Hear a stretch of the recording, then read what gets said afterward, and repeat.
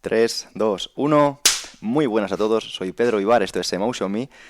Y hoy estoy aquí sentado con una persona muy especial que descubrí hace poquitos meses, pero que realmente me empezó a cautivar estos últimos días, gracias también a recomendación de mi amiga Sari Arponen, que está aquí detrás de las cámaras, que no es otro que Joar, médico psiquiatra, que nos empezó a volar la cabeza a todos los que estamos en el último camp de PNM. Y me hace muchísima ilusión porque sé que eres una persona bastante reservada, estás bastante ocupado y has sacado un ratito a cambio de un chuletón y un entreno, así que todo un placer, tío, bienvenido. Gracias, gracias a ti. Bueno, me gustaría que, aparte de que te presentaras un poquito de la forma que tú consideres, que nos hables un poquito de las diferencias que hay entre un psicólogo y un psiquiatra para la audiencia que pueda entender estos matices. Bueno, soy Joar, soy, como has dicho, psiquiatra.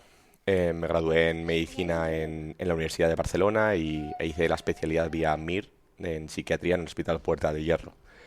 Y bueno, en referencia a la diferencia entre psicólogo y psiquiatra, pues bueno, el psicólogo se ha graduado en psicología. No todos los psicólogos son clínicos, para eso tienen que hacer un máster general sanitario o la especialidad vía PIR. Y aplican fundamentalmente psicoterapia. No son médicos, entonces no pueden prescribir fármacos, no pueden o no piden pruebas médicas. Es la diferencia, ¿no? Que el psiquiatra se ha graduado en medicina, te puede pedir pruebas médicas, puede atribuir pues tus problemas psicológico-emocionales a temas orgánicos, fisiológicos, porque tiene pues esa formación. Hay una concepción popular de que el psiquiatra tiende a medicar, a recurrir mucho a fármacos, pero la verdad es que el psiquiatra tiene una formación durante la residencia, también psicoterapéutica, y puede complementarlo con másters y más formación en psicoterapia, con lo cual hay psiquiatras que se dedican más a la psicoterapia que a la prescripción de fármacos, aunque es verdad que lo que impera son los fármacos más en la sanidad pública, que es que no tienes tampoco mucho tiempo por paciente. Una cosa que me llamó la atención fue porque te fichó Sari antes que yo, hay que decirlo, y te dijo, me gusta este médico porque tiene la mente abierta. Y se refería a que no eres una persona que destaques por prescribir medicación a las personas, sino por darles un poquito de autoconocimiento.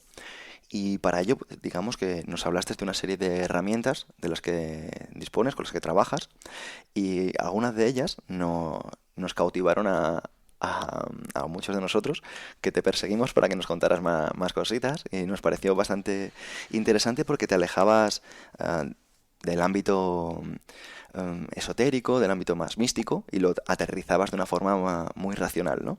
Y te quiero preguntar por estas herramientas, que nos puedas Mm. hablar un poquito.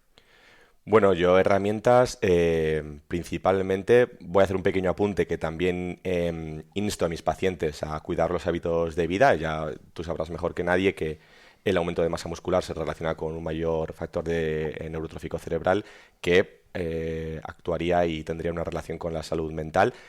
Pero es verdad que ya más a nivel psicológico, psicoterapéutico, suelo utilizar terapia sistémica. Yo soy psiquiatra infanto-juvenil. Es verdad que veo a niños desde muy pequeños hasta jóvenes de 25 años y utilizo la terapia sistémica que integraría a la persona en un sistema que sería la familia, ¿no? Que sería el núcleo principal, jugando con todos los elementos y cómo interactúan entre ellos, porque al final realmente sería el resultado, tus interacciones con el entorno de lo que has vivido con tu familia. La famosa cognitivo-conductual, que está, bueno, es la que tiene, yo diría, el mejor marketing en el mundo y en el mundo de la divulgación en concreto, que bebe en gran parte del estoicismo, ¿no? La terapia cognitiva podría derivar en gran parte del estoicismo. Lo utilizo porque es verdad que es una herramienta directa, son técnicas que pueden aplicar en el corto o medio plazo, aunque requieren un entrenamiento, pero bueno, yo también las utilizo, evidentemente. Utilizo fármacos cuantos menos, pues mejor. Y también utilizo el eneagrama, ¿no? La herramienta que causó ese impacto de que es una herramienta pues de autoconocimiento. Sí, y por alguna de estas cosas te quiero preguntar, porque también es cierto, ahora que está pasando un superavión, creo que son entonces las 11 de la mañana, bueno, 11:30, es el punto de... mm, hablabas precisamente que esta herramienta, este estoicismo que está tan de moda, que está en mainstream, ¿no? Que yo tampoco lo considero demasiado mainstream, porque si, si esto fuese tan mainstream no tendrías tanto trabajo, ¿no? Quiero decir, Mm, ¿no? O los psicólogos y los coaches no estarían a la orden exacto. a la orden del día, ¿no? Entonces, no lo considero tan mainstream, pero me decías que tiene unas limitaciones muy interesantes en función del tipo de persona que lo va a aplicar. Y creo que es muy interesante que, que lo compartas, porque todavía tiene muchos detractores, muchas personas que lo Mm. consideran como para personas de hielo, personas sin sentimientos, y puede ser interesante. Bueno, sí, o sea, claro, yo no le hago, no voy a, no divulgo, digamos, a favor del estoicismo porque considero que es verdad que tiene como un gran apoyo, ¿no? Entonces yo hablar de las bondades del estoicismo creo que divulgadores además como tú, pues ya lo hace estupendamente. Pero sí que es verdad que yo a veces pues hablo de las limitaciones en el sentido en el que, bueno, no sería una herramienta para todo el mundo. Al final el estoicismo se basa en racionalizar, en utilizar la razón que nos ha dado la naturaleza para poder cambiar un poco la percepción de los eventos, ¿no? Lo que decían de sufrimos más por la percepción de los eventos que por los eventos en sí mismo. Entonces yo lo que hago es interferir en esta percepción de la realidad a base de racionalizar y es verdad que es una herramienta muy potente, es una herramienta que a mí me encanta, pero es verdad que habrá personas que quizá no tiendan a percibir el mundo de una forma tan racional o que sean más emocionales que van a tener un problema a la hora de ejecutarlo. Me explico. Hay gente que tiene predominantemente una reacción emocional en torno a la vida, ¿no? Con sus ventajas e inconvenientes. Al final son gente muy empática, que te va a dar una atención muy empática, muy sensible, que te va a acompañar en esas historias que tú le cuentes, porque parece que las va a vivir contigo. Pero es verdad que, claro, cuando a la hora de percibir la realidad, esas emociones van a dominar en muchas ocasiones. Y yo, por mucho que te diga que busques tu propio aplauso, como dice Séneca, que seas tu gran espectador, eso es una racionalización, eso es vale, la razón va a tomar control aquí, pero todos sabemos que en momentos emocionales, en momentos en los que estamos en una discusión con nuestra pareja o con nuestra familia y toma el control las emociones, no eres capaz de utilizar la racionalización porque nuestro cerebro es predominantemente emocional. Fuimos racionales en el último minuto de la evolución. Y prueba de ello, yo lo suelo explicar con este ejemplo de que ya en el siglo pasado se inventaron calculadoras y aparatos que calculaban mejor que nosotros. En el año 2000, una máquina gana al campeón mundial de ajedrez porque al final son patrones, son datos y lo van a manejar rápidamente mucho mejor que nosotros y nos superan por mucho. Una máquina, un chat GPT que interprete tus emociones, que empatice contigo, perfeccionar un sistema así, le ha llevado a la evolución millones de años, con lo cual no podemos competir contra ese motor emocional vía racionalización. Es decir, es verdad que es muy útil, pero va a haber personas que se pueden llegar a sentir frustradas. Y por un poco cómo funciona su psique, su psicología. Claro, esta frustración solo les deja en un lugar pues eso, me vienen y me dicen, joder, es que siento que soy débil o que no soy capaz de aplicar estas técnicas que he leído en este libro, me frustro, no valgo para esto, porque, bueno, no es igual esa persona la indicada para arremeter con fuerza con estoicismo. Bueno, a mí aquí me generas la necesidad de abrir un debate, porque yo veo las cosas como de otra forma, pero no te he traído para esto hoy. Te he traído para que nos hables y nos expliques qué es esto del eneagrama, porque yo sí que es cierto que se lo había escuchado a otros divulgadores, a Borja Vilaseca, a, pues a otras figuras, ¿no? Que hablaban también de Claudio Naranjo y de toda esta rama, ¿no? Que es tan interesante, pero realmente nunca me llegó a interesar demasiado porque al final mm, lo veía desde un punto de vista como casi humorístico, ¿no? Demasiado heurístico, demasiado punto cerrado. y verte a ti, ¿no? Un médico psiquiatra, una persona que eres muy racional. Luego te veo además que eres un tipo que me puedo tomar en serio porque entrenas, te cuidas. También conozco a tu hermano. De aquí un saludo para Xavi, que es un tipo excelente, también es certificado de PNM. Y veo que realmente te puedo escuchar con criterio, ¿no? Porque sí que es cierto que, y aquí pues tengo yo mis defectos y mis limitaciones, que yo no me tomo en serio a muchas personas por su aspecto en el sentido de si tú no entrenas, si tú no te cuidas, si tú no te veo despierto, no comunicas bien, pues por mucho conocimiento e historias que me cuentes, tu criterio para mí siempre va a ser inferior al de una persona que se toma en serio a sí misma porque tiene esa disciplina, dedicación y demás, ¿no? Entonces me llamó la atención que a ver, es un tipo que aquí pues va con ropa anchita, pero es un tipo que está trabajado como escamas de dragón, ¿no? Entonces, esto a mí personalmente me genera confianza y más allá de todo esto, que lo comunicas muy bien y de una forma muy graciosa. Así que también, también es Está esto. bien. Así que cuéntanos un poquito qué es esto del eneagrama y por qué es interesante saberlo. Bueno, yo voy a dar un poco también mi interpretación, ¿vale? Y bueno, el eneagrama sería podríamos hablar, un sistema de clasificación de personalidad. El que lo popularizó, digamos, era el doctor Naranjo, que es de origen chileno, ya falleció, y profesor en Berkeley, en California, vamos, él se formó como psiquiatra y como psicólogo, también terapia Gestalt con Fritz Perls, y luego pues popularizó esta herramienta. Entonces sería un sistema de clasificación de personalidad, pues como ha habido otros en la historia y se sigue investigando, ¿no? Como pues la gente le sonará mucho el famoso test de Myers-Briggs de Carl, que es basado en Carl Jung, en los tipos de Carl Jung, ¿no? El intuitivo, extrovertido, tal, que se utiliza mucho en las empresas.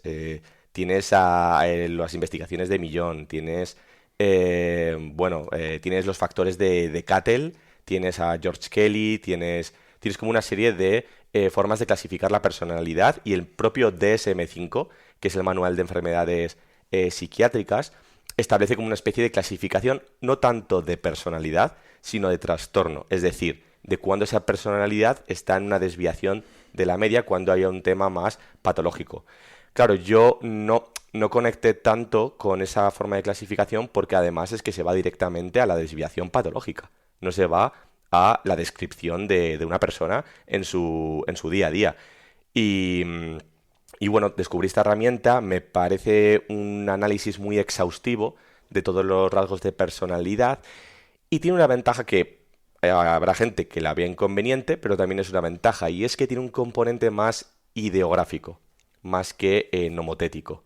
Voy a explicar esto, que es que hay otras clasificaciones que son más rasgos, factores, yo te lo factorizo, y eso me permite estandarizarlo y validarlo científicamente. Lo tengo más fácil, ¿no?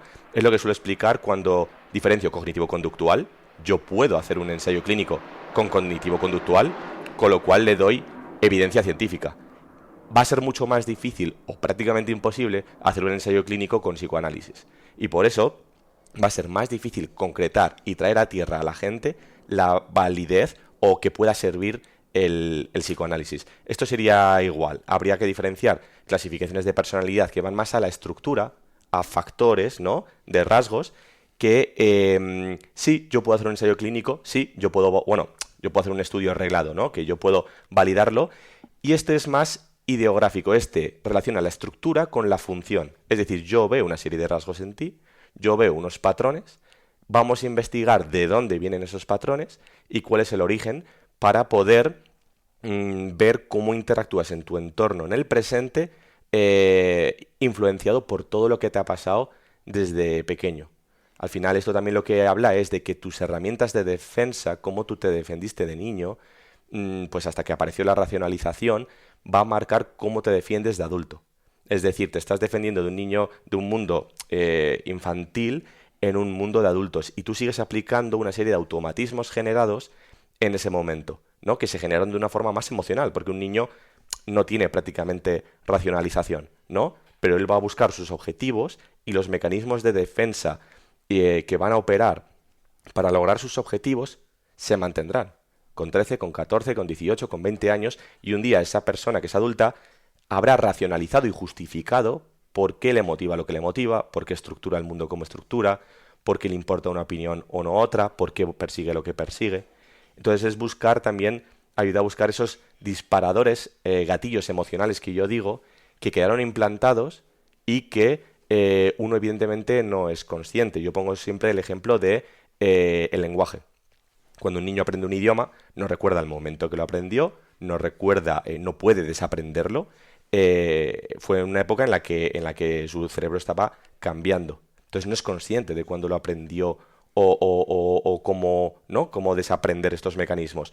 Pues es igual en todos estos disparadores emocionales que nos ocurren en el día a día sin darnos cuenta. Qué interesante. ¿Cómo es esto de etiquetar a personas? Porque al final no deja de ser poner etiquetas, que es complejo, aunque evidentemente sé que tiene muchos más matices, pero tampoco creo que sea el momento de matizarlo. Creo que de una forma genérica creo que es el mejor momento para empezar. Ya habrá oportunidades para desarrollarlo de forma más precisa. Pero ¿cómo se etiquetan cada uno de estos números? ¿Qué características tienen? Y luego, curiosamente, explicabas que tenían subcaracterísticas, ¿no? Como lo que decías de uno es sexual, uno es social, otro es conservador. Y te voy a pasar aquí un poco revista de cada uno de ellos, porque es súper interesante cómo podemos identificarnos nosotros y cómo, por ejemplo, desde una visión profesional incluso podemos quedarnos a una primera vista de forma superficial. Porque yo me acuerdo que leyéndomelos todos, me vibraban todos, pero un poco, aunque me vibraban todos, yo me consideraba a mí mismo un 3. ¿Por qué? Porque luego hablarás un poco de estas Mm. características. Tenía ciertas características que luego tú desarrollarás, ¿no? Pero tú me dijiste, no, tú no eres un 3, tú eres otro número, ¿no? Mm. Luego ya si Mm. quieres hablamos de estas cosas. Y me explicabas un poco por qué me había sucedido este sesgo y me había quedado en la Mm. superficialidad. Y luego me lo empezaste a racionalizar con otras cosas y encontré un punto que ha ido aclarando ciertas cosas, incluso que ha dado luz a conflictos eh, personales en mi vida a raíz de entender qué conflictos tiene ese número, ¿no? Y creo que es interesante y por eso creía que podía ser positivo traerte para la audiencia, ¿no? Así que si quieres empieza un poco como Mm. tú consideres. Voy a empezar primero con una introducción Claro. general, y es que, bueno, primero, que hay gente que igual le suena raro lo de categorizar o etiquetar. Realmente el ser humano yo pienso que no es categorizable, pero esto sí sería como un mapa que te orienta. En segundo lugar, sí, es verdad que es muy malinterpretable, es decir, si lees un poco de esto te vas a quedar en la superficialidad y te vas a perder en el lenguaje y vas a malinterpretar. Y esto yo lo veo muchas veces cuando hablo con la gente que me dice, este es un tal, esto es un cual, y digo, no, es que has malinterpretado esto. Y yo ha sido a base de prueba de error, de ver mucho, probar mucho y experienciar mucho, que he ido dándome cuenta de esos errores, he ido afinando, podríamos decir, el sistema. Luego sí es verdad que hay tres instintos, como hemos dicho, hay social, sexual, conservación, que a la gente le puede sonar esto como muy, muy raro y realmente se basa en supervivencia. Es decir, el ser humano siempre ha tenido un instinto, evidentemente, de supervivencia, pero si tuviésemos que subdividir este instinto, estaría pues el que se ha enfocado más en la propia supervivencia, en la conservación, en estar en la cabaña, no exponerse, no cazar, no exponerse a peligros, te aseguras la supervivencia. El sexual en aparearte, emparejarte, pasar tus genes, que al final es de lo que va, de lo que busca el ser humano, o lo social, es decir, qué imagen das en lo social y en la escala social que te permitirá ascender en la jerarquía. ¿Y eso qué era? Pues más accesos a recursos, pues más oportunidades de apareamiento y el garantizarte la supervivencia. Un ser humano en la naturaleza no era capaz de vivir solo, éramos completamente gregarios, entonces es otro instinto más de supervivencia, que hoy en día se mantiene igual, es decir, el que es más para afuera, más social, el que es más introvertido, más conservación, no se quiere exponer a los peligros del hoy en día, y sexual el que está más bien fijado y buscando el vínculo. Sí, o dejar su impronta, por ejemplo, ¿no? Claro, o dejar su impronta. Porque puede ser alguien que como tenga este instinto sexual, como se puede decir, pero a lo mejor no tenga hijos, pero a lo mejor Mm. tenga 5 libros, por ejemplo, o tenga un cuadro, o tenga Claro, música, o tenga... realmente ese sería social. Realmente el Sí, que, sí, realmente el que quiere dejar una impronta él, ¿no? Es realmente para que el resto lo ujú. vea. Es decir, ¿no? En plan, yo he dejado esta obra o este manual, este libro, este tal, que es al final yo sé que es algo que me va a exponer a mí y a mis ideas, con algún tipo de intención de impacto en el mundo. Claro. Realmente el sexual busca principalmente el vínculo. Normalmente lo que se suele ver es que hay un instinto predominante y quizá un segundo en segundo plano. Y el tercero suele estar un poco ignorado, ¿no? En la persona. Qué interesante, pues creo que has aterrizado un poquito cómo podemos tener un poco de cada cosa, Mm. ¿no? Y luego subdividirnos también en estas características. ¿Puedes hablar ahora como tú consideres de el orden de estos eneatipos? O Mm. sea, o qué características tiene cada uno de ellos. Sí, es siguiendo un poco, yendo de lo más general a lo más concreto, Ujú. podríamos dividirlo en tres, en grupos de tres, ¿vale? Entonces habría tres predominantemente más racionales, más mentales, más en el pensamiento, tres que perciben la realidad más desde la emoción y tres que irían más en el impulso, en el instinto, en las entrañas, más viscerales, ¿no? Aunque quiero aclarar que todos evidentemente tenemos de todo, sí que hay una predominancia y se puede ver en las personas que reciben la información más predominantemente desde un lado que desde otro. Quiero hacer un apunte a esto porque pasa lo mismo, por ejemplo, en la biomecánica comportamental, en las cadenas musculares. Obviamente todos tenemos todas las cadenas, todos. Todos tenemos una cadena anteromedial, una posterior anterior, una posteromedial. Tenemos cadenas que, digamos, están en nuestro eje. Y luego está, sí que es cierto, las cadenas de la relación, que son las anterolaterales o posterolaterales.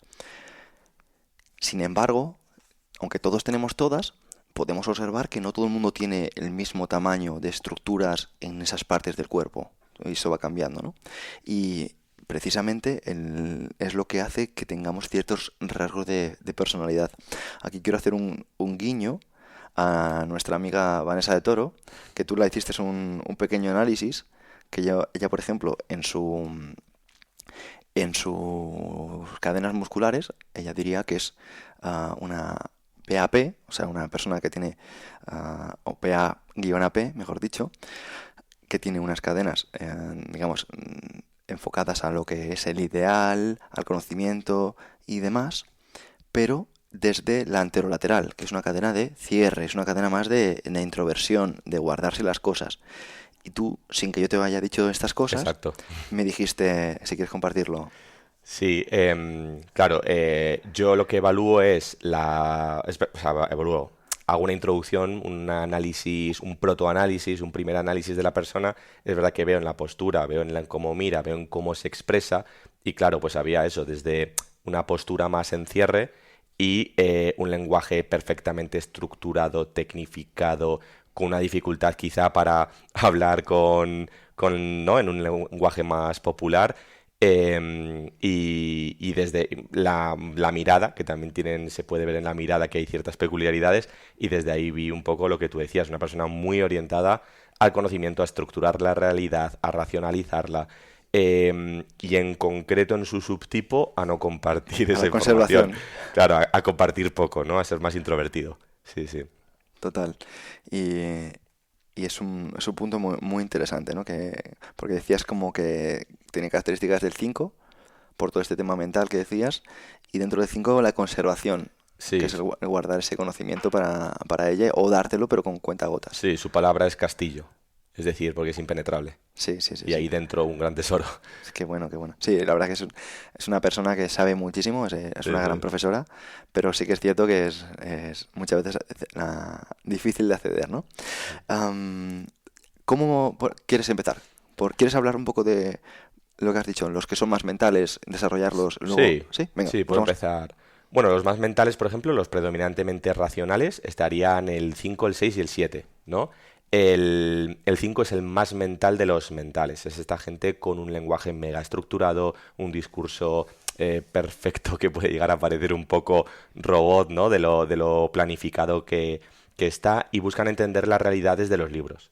Es este amigo que, pues bueno, lo ves poco, siempre está con cursos, formaciones, libros, no necesariamente con una intención de monetizarlo, sacar un dinero de esto, sino que como que el aprendizaje es un fin en sí mismo. Con esa tendencia tan racional, es verdad que le cuesta a veces, ¿no? Conectar emocionalmente, pues con la experiencia, con otra persona. Es más en este sentido, ¿no? Puede generarte un poco de sensación a veces un poco Asperger. Mm, Generalmente lo que he dicho antes del cuerpo, pues generalmente no son muy del cuerpo, se les nota que cuando te están escuchando, cómo están reflexionando, cómo están pensando. No sé si quieres que dé algún ejemplo en este... Sería genial. Y además hay una cosa muy buena que tienes tú, y es que lo aterrizas con ejemplos de personas que todos conocemos, así que podría ser genial. Sí, sí, me gusta mucho aterrizarlo en personas porque si no esto queda muy etéreo. Es lo que Claro. dice la gente. Yo es que me estoy reconociendo... Bueno, yo cuando lo cuento no es tan fácil reconocerse porque voy muy a lo concreto y a lo diferenciador. Pero en este caso suelo poner el ejemplo de Cillian Murphy, que es el actor este de origen irlandés, que bueno, hace Thomas Shelby en Peaky Blinders, por ejemplo. Claro, la gente me dice, es muy buen actor. Y yo, pero si te fijas, simplemente con mirar a la cámara en Peaky Blinders, tú estás diciendo, ¿qué está pensando? ¿Qué está tramando? ¿Qué está reflexionando? No está en un impulso de te voy a pegar o te voy a soltar una hostia. Es decir, es todo reflexivo. Cuando le ven la gente en las entrevistas, que lo ven sin ningún tipo de energía en el cuerpo, completamente chafado, con la mirada apática, que es la mirada 5 esta apática de indiferencia, de me estoy aburriendo y estoy en mi mente pensando otras cosas mientras tú me haces la entrevista. Da igual donde lo veas en entrevistas o cuando, por ejemplo, está en galas, que siempre está en plan de estoy aburrido, pero lo que estoy en mi mente, estoy pensando, estoy abstraído. Entonces, generalmente no es casualidad que en Peaky Blinders, claro, Thomas Shelby es un tío muy listo. Es decir, aunque tenga un punto visceral en algún momento, es un tío muy reflexivo. Oppenheimer, que hiciera de uno de los físicos más famosos del siglo XX. No es casualidad porque lo que él proyecta, pues, es esto. Y me gusta porque te enfocas siempre en las características que son pues, más objetivas, sin darle una connotación negativa, ¿no? Y eso creo que lo haces por un motivo. Sí, lo hago porque, a ver, yo cuando hablo de esto, yo quiero que sea una herramienta de autodescubrimiento. El eneagrama, a diferencia de otras corrientes psicoterapéuticas, confía en que la persona tiene las herramientas y empodera a la persona como para iniciar ese camino de autoconocimiento y terapéutico, ¿no? Entonces yo te descubro y intento hacerte consciente cosas que tú haces de forma inconsciente. Y la forma de entrar a la gente normalmente creo que es mejor también pues resaltando la luz de esa personalidad, la parte pues no que socialmente más se refuerza. Yo quiero preguntarte una cosa, porque utilizas la palabra terapéutico, terapéutico, terapéutico, y a mí esto pues me enarca una ceja, Ujú.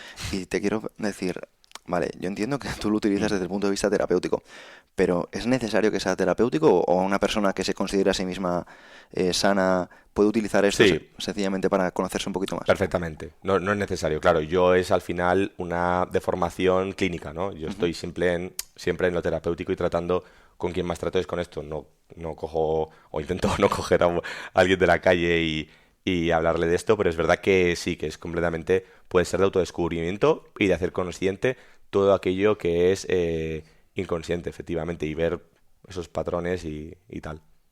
¿Qué diferencias hay entre un 5, un 6 y un 7? Porque ya nos ha quedado claro que Sí, son más mentales, mundo interior, etcétera, pero ¿qué diferencia tenemos de un 5, de un 6 y de un 7?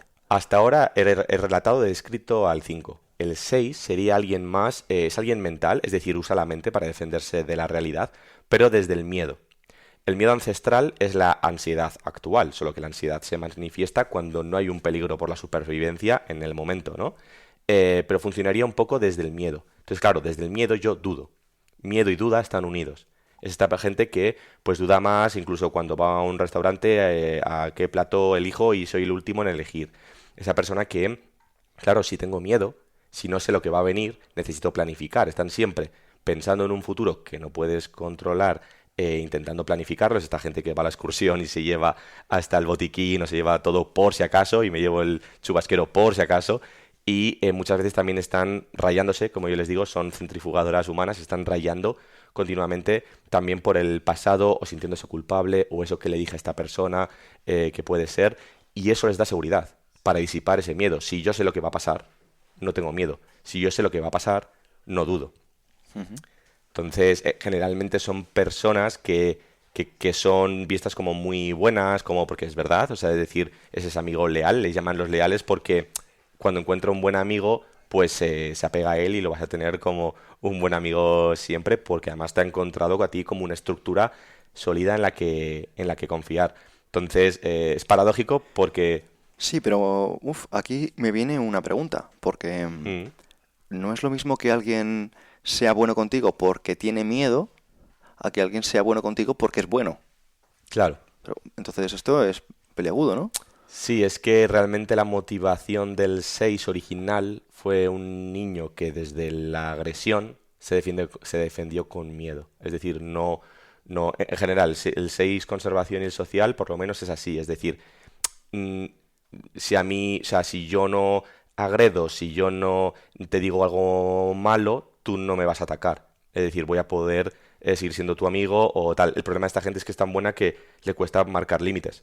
Es decir, yo no les refuerzo lo buenos que son porque su problema principalmente es pensar más en ellos y marcar límites. O Em, sea, que evitan el conflicto constantemente. completamente, efectivamente. Qué curioso. Em, Me he dado cuenta, porque ya he empezado a atar cabos de cositas que me has contado Mm. también fuera del podcast, y puede ser, ¿eh? Esto no sé si es así, que cada eneatipo tenga, por decirlo de una forma así genérica, un pecado capital. Sí. ¿Sí? Bueno, serían los 7 pecados capitales más dos, en concreto. Es que estaba diciendo, bueno, es que el otro día dijiste que Mm. el 2 Orgullo. es orgullo. Mm. Claro, pero no es vanidad, que eso sería el 3, ¿no? Exacto. Entonces, te voy a pedir entonces que me digas Lo la voy del a, 5 sí, porque el 5 no me lo has dicho. es avaricia. El 5 es la avaricia. Y esto la gente lo malinterpreta, porque no es avaricia de dinero. Esto es la gente lo que piensa. Claro. Es avaricia de sí mismo, es avaricia de conocimiento. Nunca tienen suficiente conocimiento, nunca tienen de sí mismo. Es lo que te digo, sus amigos no lo ven, porque está leyendo con cursos, con formaciones, con algo que es más elevado que la experiencia de tierra con tus amigos o una conversación de fútbol.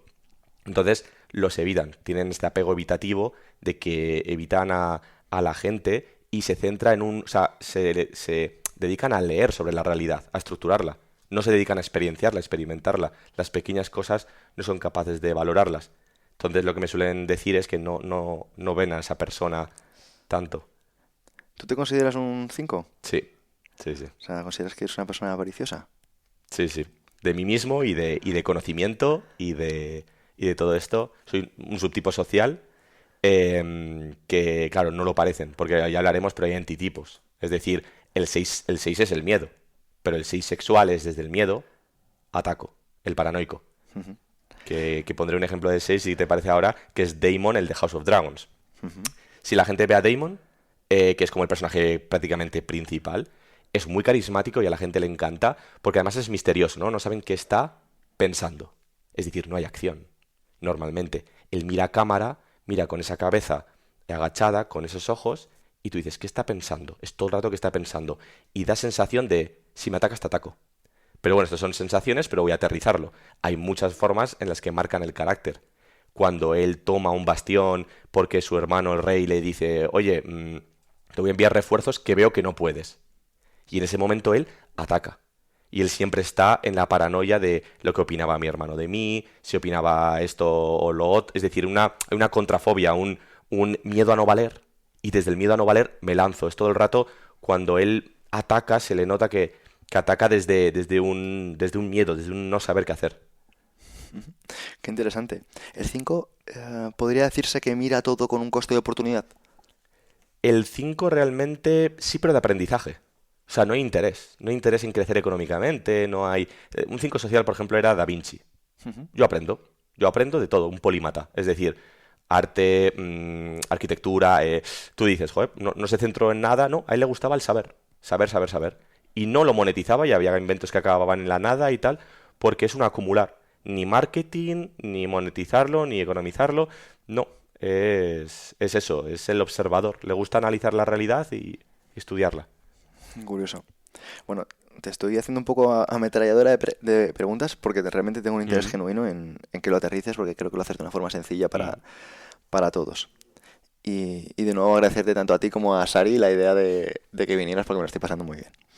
El número 7. Ya hemos pasado del 5 al Mm. 6 y el último mental sería el 7. El 7, sí. El 7 puede parecer falsamente emocional, porque son estos chicos, ¿vale? Por prevalencia, digamos que hay un tipo de personalidad Ujú. más predominante en chicos o en chicas, en función de cómo está estructurada la sociedad, etc. Entonces, el 7 yo siempre explico que es este chico muy rápido de mente, verborreico, que es capaz de hacer un chiste con cualquier cosa, han sido grandes humoristas, captan la atención desde esa seducción mental, ¿no? Desde esa verborrea, desde ese venderte la luna, pueden embaucarte, son entusiastas, están siempre llenando su vida de actividades. Es este amigo que, aparte de gracioso, y el tío, pues la verdad es que es, ¿no? Es muy activo, chicos, hoy hay un partido de fútbol, mañana escalada, por cierto, el sábado salimos, el domingo también se sale, tal, está siempre llenando su vida de actividad, pero por placer.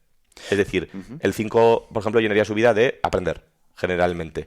En algún momento puede haber actividad, pero el 7 es más la gula, es el placer. Claro, pero la gula no de comer solo. Es decir, le Sí. gusta una quedada en restaurante con sus amigos, pero también le gusta, pues eso, la fiesta, por ejemplo, le suele gustar mucho, pero siempre llena actividades y de hecho del dolor escapa con actividades de placer. O sea, como muy hedonista. Es muy hedonista, sí. Sí, sí. Qué bueno. Sí, muy entusiasta, muy graciosos. Yo les tengo envidia, la verdad. Son, son muy guays. Sería, por ejemplo, para que nos hagamos todos un esquema mental en España, un clásico andaluz de estilo... Sí, yo les suelo explicar eso. O os pongo de ejemplo al 7 sexual, que el 7 sexual es el más 7, el más arquetípico, que sería Jim Carrey o Robbie Williams, ¿no? Que lograron la atención del mundo pues seduciéndote desde la mente, es decir, desde su velocidad mental haciendo chistes, porque eran buenísimos, son auténticos magos del humor. Y aquí lo uno con lo que suelo decir.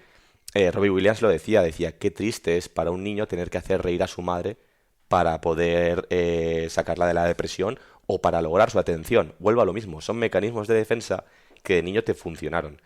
Tú de niño buscas el vínculo, porque sin vínculo tú morías en la naturaleza. Es decir, un niño humano nace por formarse y no es capaz de sobrevivir salvo que haya un vínculo muy potente con dos figuras de apego, que se preocupen de que tenga calor, refugio, comida. Si tiene vínculo tendrá todo lo demás. Por eso la naturaleza ideó esta potencia y el daño que puede generar emocional al niño es enorme. Entonces este niño va a lograr tu atención o tu vínculo de la forma que a él se le dé mejor. Si es un niño carismático, mira qué niño tan gracioso, tal, y tus padres vienen de trabajar en una consultora de 8 a 8 de la noche, o sea, no tienen que ser padres, ya digo, negligentes ni no, pero tienen su vida de hoy en día que es difícil de llevar, llegan cansados y el niño tiene ese carisma, tiene ese humor, va a tirar por ahí. Y lo van a, claro, y lo van a reforzar. Luego saldrá al mundo, llegará al colegio y utilizará esos mismos mecanismos que le ha funcionado, crecerá y será el gracioso de su grupo. Crecerá y llegará a la oficina y será el gracioso de la oficina o será vamos, el mejor sentido de la palabra, o será humorista o será actor porque ha logrado la atención. Yo siempre digo que ese mecanismo de defensa pues eso, te puede llevar a tu sombra o peor aún, te aplaudirán, te reforzarán y continuarás por ese camino, ¿no? Le pasaba mucho a Jim Carrey, soy algo más que un bufón, soy algo más que este humor, ¿no? Y este entusiasmo y que parecía que nunca tenía ningún problema. El 7 busca huir de sus problemas y convencer al mundo de que no los tiene y lo proyecta en el mundo, para que el mundo no tenga problemas, te hago reír. Sí, por eso el tema de gestionar el hedonismo es tan importante, porque no estamos hablando de que, fíjate, todos lo envidiamos, pero si se nos va de mano puede ser peligroso. Exacto. Sería, por ejemplo, un buen candidato a estoicismo en ese sentido de controlar esos impulsos de placer. Ujú. Me llama la atención, porque hablar de mecanismos de defensa, y en este caso estás hablando del vínculo. Yo tengo otra palabra, y es demandar atención. Mm, Creo que todos los seres humanos demandamos atención por un motivo o por otro, por pura supervivencia, ¿no? Y creo que muchas veces no se canaliza bien en la infancia y luego acaba pegando en los periodos de adultez, ¿no? Sí, pero Ujú. yo concretaría una cosa. Por ejemplo, mm, va a haber tipos de personalidad que no hacen tanto ruido. Los tipos de personalidad que más hacen ruido en la sociedad suelen ser que demandan más atención. Pues eso, todo el mundo conoce sietes, porque son muy conductuales, es decir, en tu grupo lo tienes muy presente. En la tele, ¿no? O sea, el 7 lo ves mucho. Los 5 no, o sea, no tienen ningún tipo de fuerza, no lo vas a ver, que requiere atención. El 5 es el desapego y está en su casa con sus libros. O sea, hay caracteres, o el 6 por ejemplo. El 6 no te lo va a parecer, porque le da miedo exponerse. El 6 no busca exponerme y un miradme, en general. Entonces, claro, la gente igual tiene esa sensación de, joder, hoy en día todo el mundo demanda atención. Realmente son un tipo de personalidades que demandan atención. Ojo, no es mejor una cosa que otra. La cosa en el 6 y en el 5 por ejemplo, sería el hacerse valer. Oye, también estoy aquí, voy a imponer mis ideas. Los 6 suelen tener problema para imponer sus ideas en una reunión, porque evidentemente el que lo va a imponer va a ser más un 7 por ejemplo, que un 6. No hay nada bueno ni nada malo, porque luego vas a buscar la escucha atenta en un 6. Entonces es... Interesante, es interesante. Vale, pues hemos terminado los tres mentales. ¿Por qué quieres ir ahora? Pues seguimos por los viscerales, ya que después del 7 viene el 8. Muy bien. El 8 sería el más visceral de los tres viscerales, porque además no hay ningún tipo de negación del impulso. Es decir, lo suelta continuamente.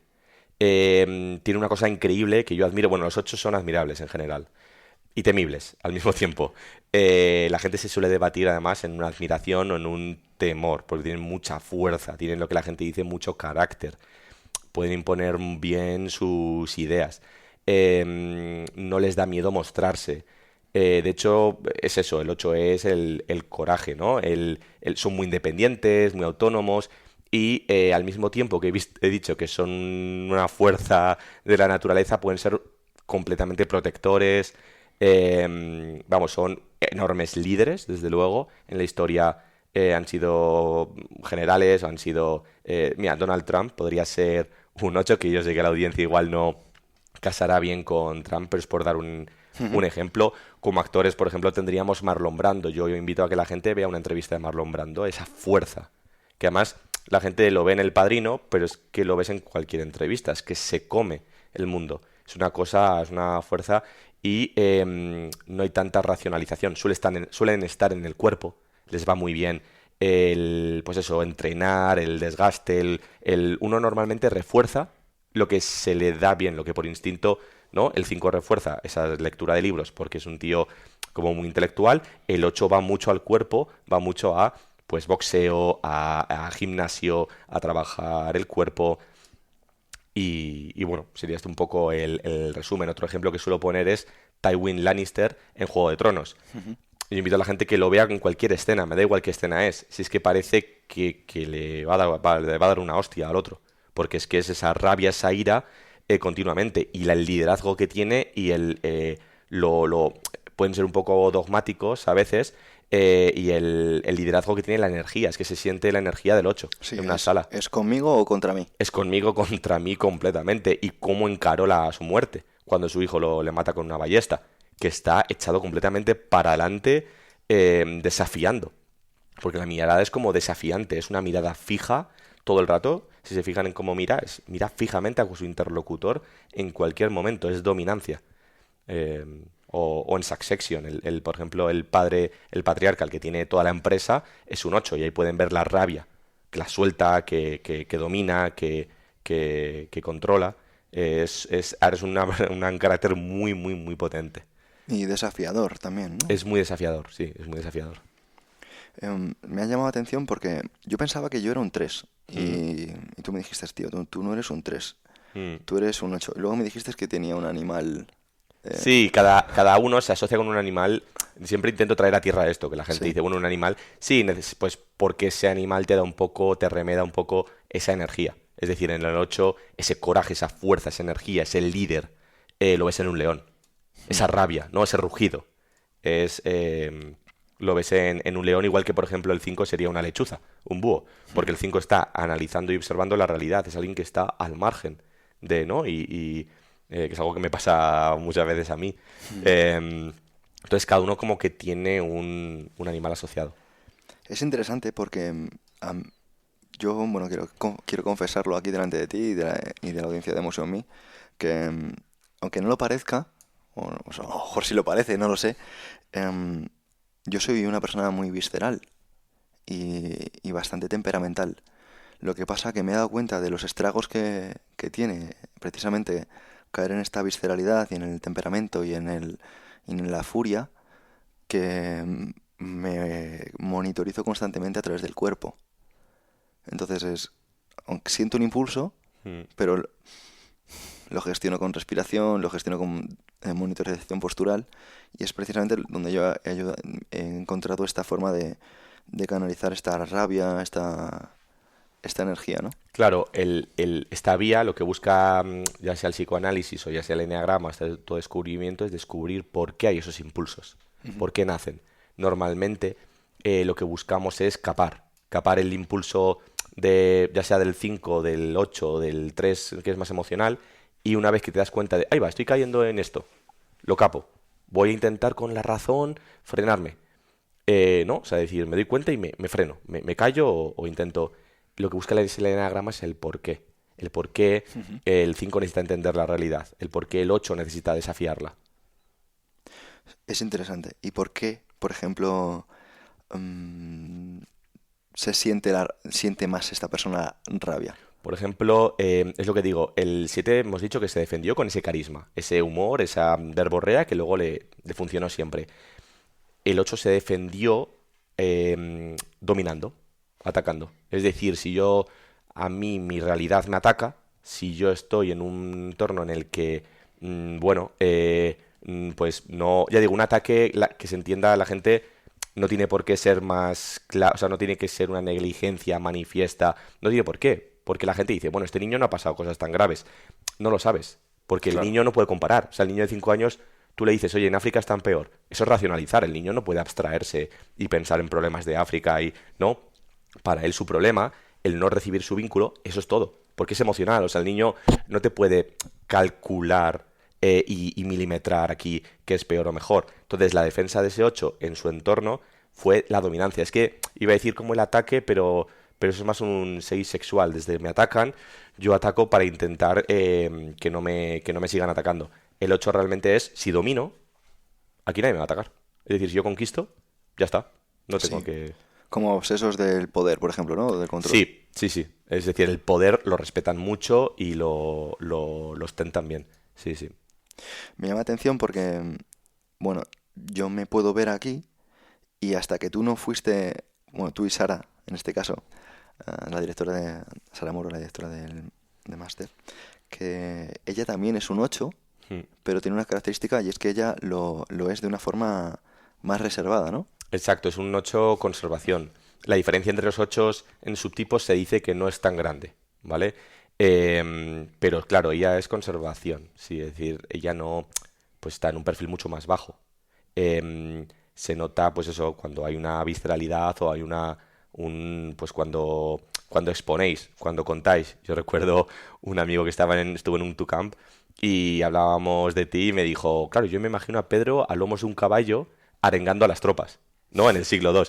Porque cuando tú explicas, es verdad que tienes como esa fuerza, porque es fuerza, es más que emoción simple, o sea, decir, luego explicaré a alguien viendo cómo se emociona cuando explica, lo tuyo parecía una arenga, es decir, realmente es una fuerza. Sí, es que por eso me ha llamado tanto la atención, ¿no? Porque yo a veces trato de llevarme las cosas a otra época de la historia, ¿no? Entonces, esto a nivel de supervivencia, ¿qué sentido tiene? O sea, ¿por qué esta persona se comporta aquí? ¿Vale? Porque se comporta aquí en el siglo XXI, en este contexto, con un smartphone. Pero ¿cómo se comportaría en el siglo III, como tú dices, ¿no? Claro, tendría sentido, la verdad, porque ha habido épocas mucho más viscerales. Claro. Tu perfil, claro, hoy en día lo que impera mucho es la razón. Ujú. También te digo, la mitad de presidentes de Estados Unidos eran ochos.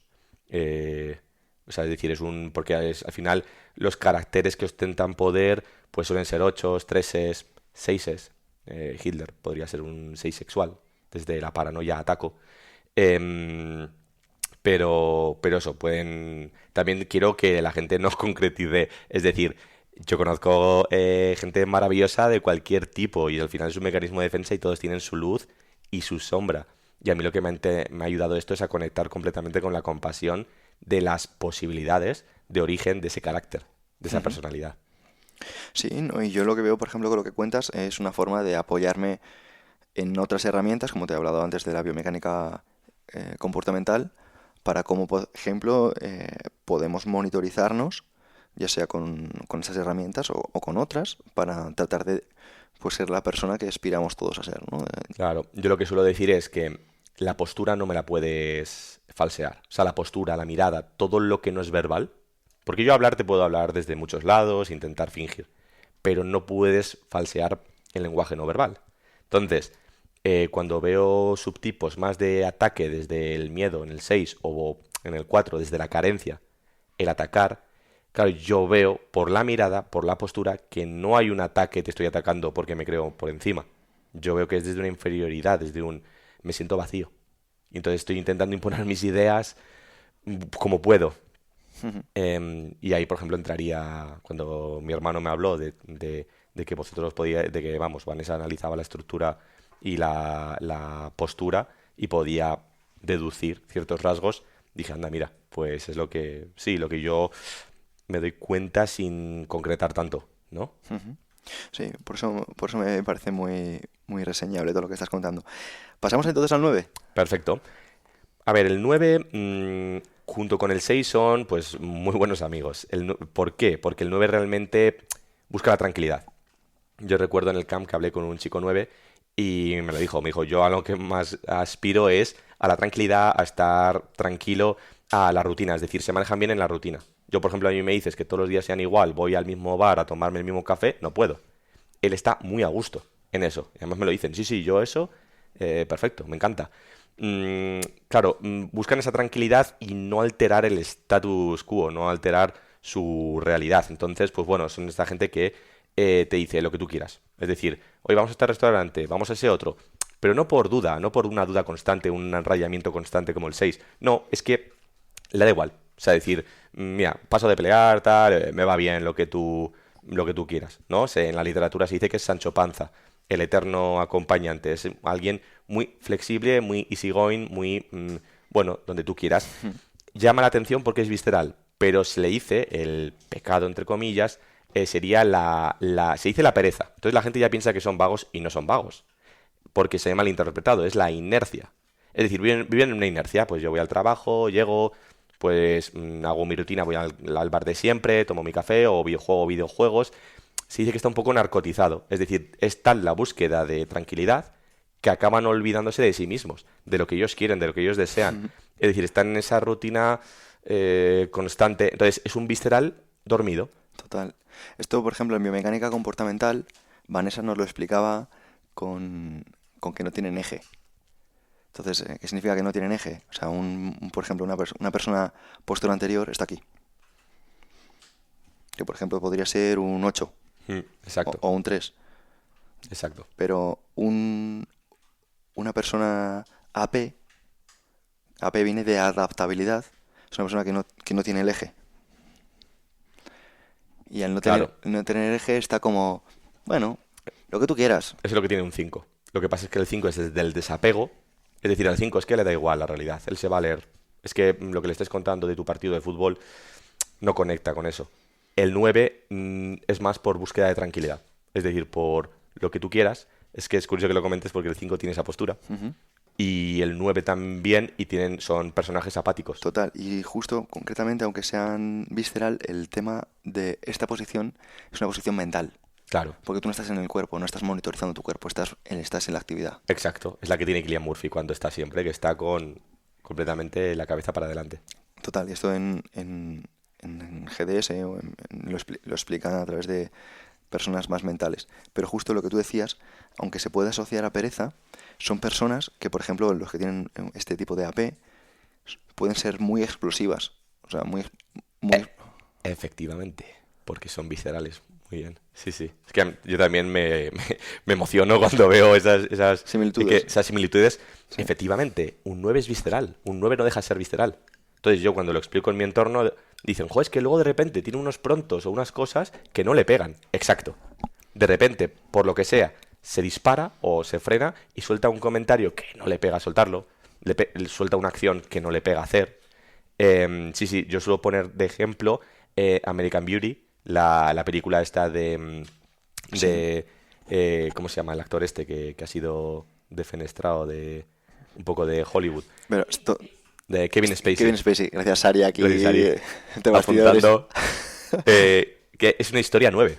Es la historia de un 9. Es visceral, pero está dormido. Si tú ves que se despierta por la mañana, en la ducha, tal, y que tiene el mismo trabajo de siempre, apático, le dice lo que tú quieras, cariño, a la mujer, es un pusilánime en el trabajo, porque es un 9 a ver, muy, muy dormido.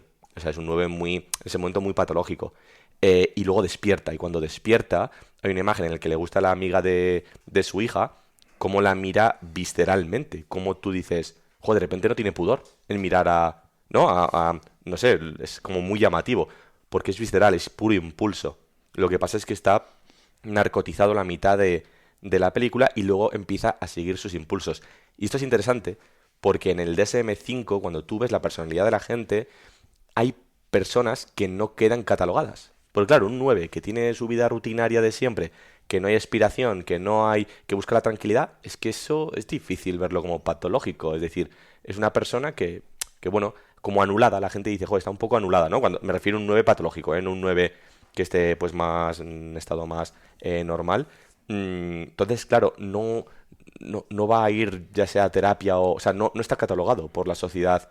Bueno, por la sociedad igual sí, ¿no? Es decir, lo ves un poco anulado a tu amigo, pero desde luego no va a ir a terapia. El DSM-5, la psiquiatría te lo deja fuera de todo esto. Muy interesante. Y, y es que precisamente yo quiero hacer aquí un pequeño paréntesis para que las personas entiendan la importancia de conocer este tipo de rasgos que, como hemos dicho, no son determinantes en nada, Para nada. pero que son muy influyentes de cara a saber con qué tipo de persona hablas. Exacto, porque te ayuda a ver que él no ve el mundo como tú. O sea, decir que él no...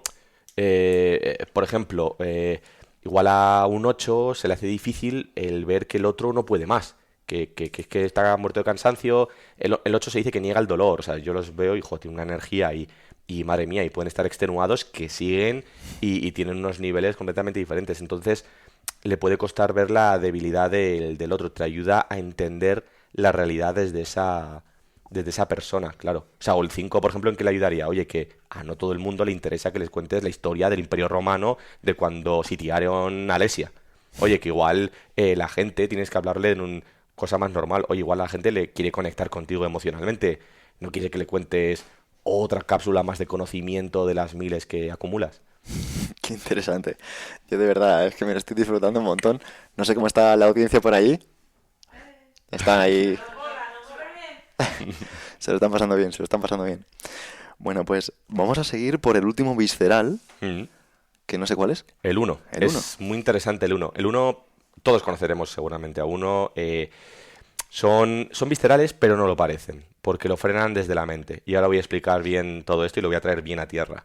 El uno son personas que son perfeccionistas, rígidas, y se pueden obsesionar con el perfeccionismo. Entonces hay gente que me dice, claro, yo soy perfeccionista y yo soy un uno. No, porque igual el perfeccionismo en tu caso es para lograr la validación. Igual tú de otra persona, ¿no? O sea, yo necesito hacer todo el trabajo perfecto para que mi jefe me diga, me dé una palmada en la espalda, por ejemplo. O desde el miedo, yo necesito hacerlo todo perfecto para controlar porque no sea que pase algo mañana en la excursión. Hay muchas razones. ¿Por qué esto es perfeccionismo en sí mismo? Es un fin en sí mismo. Porque no es un medio, es decir, en este caso, en el uno necesita hacerlo todo perfecto. Necesita que esté todo perfecto y cuadriculado. Y es una rigidez. Y aunque le digas, oye, que da igual cómo dejes los papeles, da igual cómo dejes los apuntes, da igual cómo dejes eso, no puede. No puede. Y eso genera una gran fricción. ¿Por qué? Porque además no puede liberar rabia. Eso es algo muy bueno del 8. El 8 libera rabia, entonces se queda, pues, sano, ¿no? El uno lo va a frenar desde la mente porque no es correcto expresar rabia. Entonces no se lo permiten. Es esta persona que te juzga, que tú ves que te mira y te juzga, que hay algo que se le mueve dentro, Sí, que te dice, oye, yo eso no lo haría así. superioridad moral. Hay una, claro, pero porque es la que son los jueces. el juez que es consigo mismo lo va a proyectar en ti. Oye, ¿sabes? Eso está mal hecho, pero no te lo puedo decir. Son muy, o sea, pueden ser pasivo-agresivos, porque como saben que no está bien decirte que eso no se hace así, ¿no? Pues intentan decírtelo de otra forma, o sea, no entran a un conflicto directo, no entran a un combate directo. Y además es que son combativos, es un personaje, o sea, un carácter que defiende sus ideas, pero claro, no puede soltar rabia, no puede ser directo. Entonces, tú ves el juicio, tú ves esa persona que te juzga desde esa moral en la... ¿no? Yo siempre cuento, pues, personajes en la ficción, a veces son, pues, eso, jueces, o por ejemplo, la mano del rey en House of Dragon, este Hightower, el que es consejero, que además lo ves en la postura, que es una cosa recta, rígida, perfecta, como de gimnasia rítmica o artística, ¿no? Esta gente así como muy recta, que transmite consejos siempre desde lo comedido y solo en un momento en el que le someten a muchísima presión, eleva la voz y la rabia. Normalmente se contiene, tiene esta cosa como aristocrática, porque son como gente como que los ves muy, muy recta, Ujú. pero frenan desde la mente ese impulso de rabia, la gente lo ve. Yo a mi entorno le digo, oye, ¿no ves? Como, o sea, tú te has dado cuenta, ¿no? De que te ha juzgado. Y dice, sí, me ha juzgado, pero me jode porque no me lo ha dicho directamente. Me lo dice como pasivo-agresivamente Sí. o... Por ejemplo, un catedrático de lógica o personas que, por ejemplo, en la biomecánica comportamental sería la postura PA, la postura posterior anterior. Esto, por ejemplo, en esta escuela te enseñan una persona que está aquí. Y esto, por ejemplo, Stanley Keleman, que es otro fisiólogo, hablaba de la contención de vísceras. Son personas que están como apretadas. que contienen la víscera, es lo que Eso, se dice del uno. eso es, Contiene el impulso, contiene el instinto, contiene la rabia. eso es. El uno se dice que es la ira. Y la gente me dice, no, no, a mí me has dicho que el 8 es la rabia. Yo, sí, sí, es que 8 es rabia hacia afuera. Y la suelta. El uno es ira por dentro.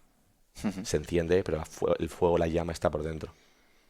Y son personas que tienden a tener problemas con esta compresión, problemas digestivos y problemas de Hoy, úlceras.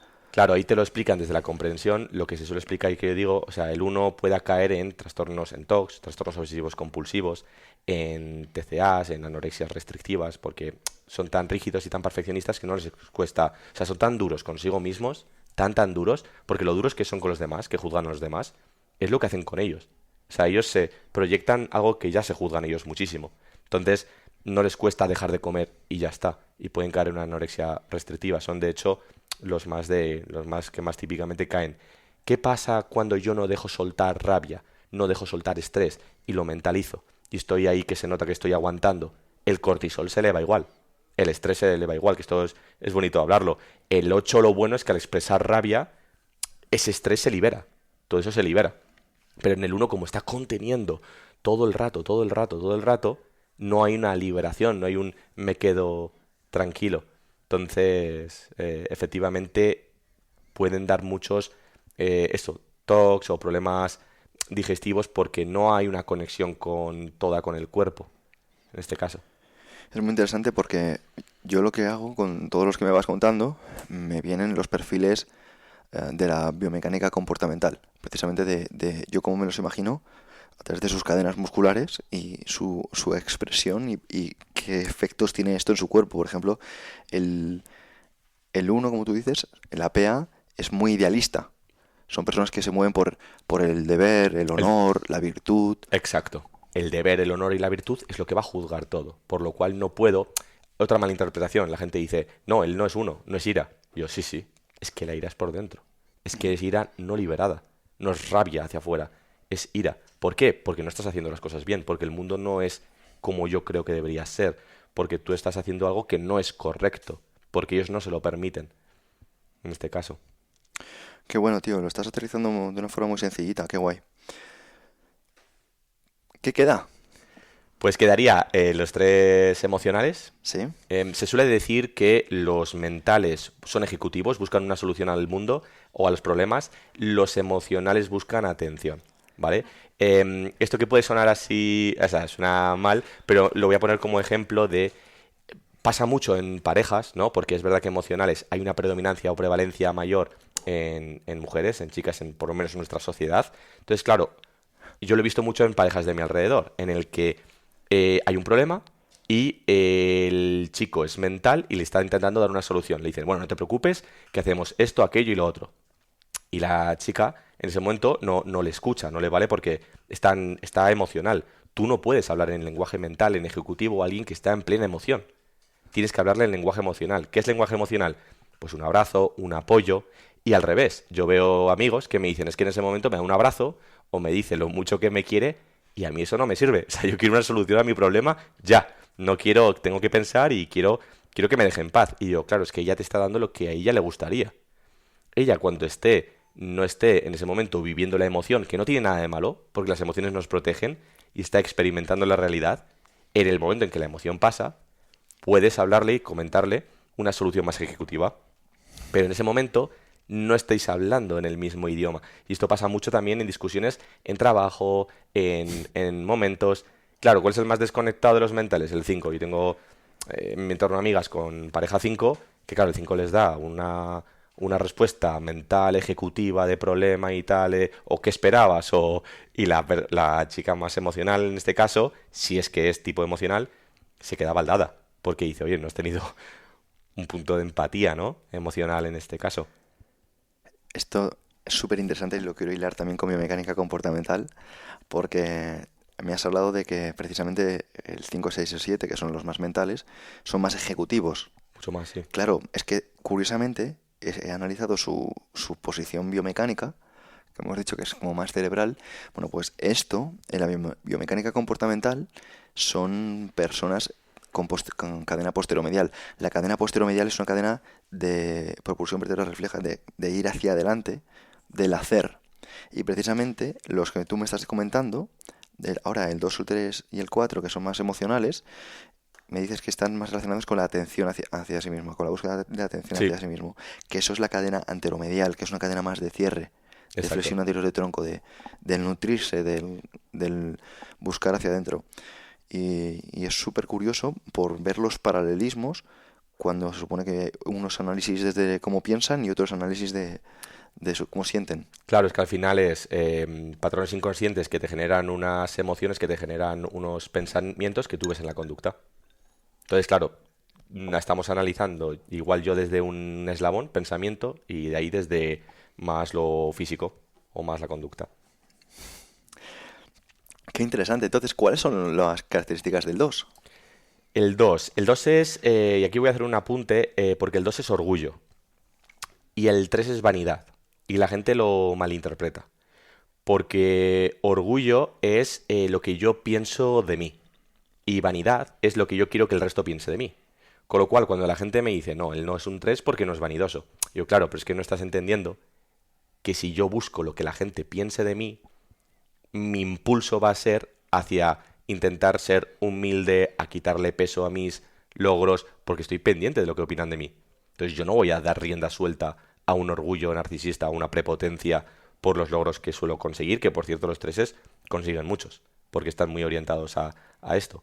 Entonces el 2 es orgullo. Generalmente en esta sociedad son chicas.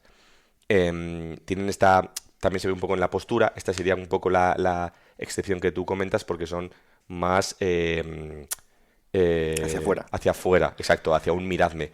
Pero la posterolateral, o sea, Mm, por otra cosa, pero sí, entiendo lo que quieres decir. Claro, es un miradme y no se juzgan, es maravilloso, o sea, es la más emocional de las emocionales, te escuchan con una atención que la gente dice, son las ayudadoras, efectivamente, porque también forma parte de esa seducción emocional.